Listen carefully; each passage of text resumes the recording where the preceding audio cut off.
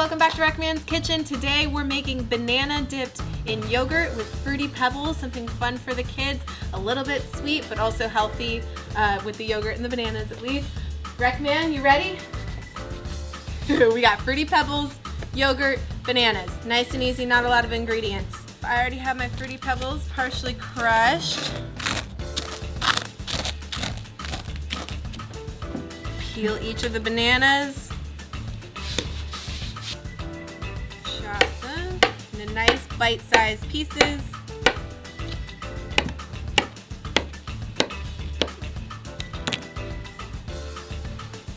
And I grab a skewer for each of them. Toothpick works, or one of the bigger bamboo skewers.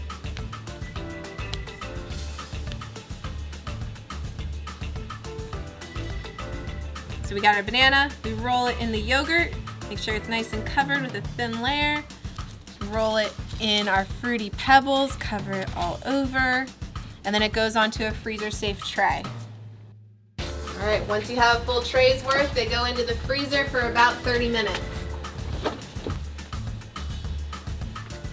Now 30 minutes later, you pull them out.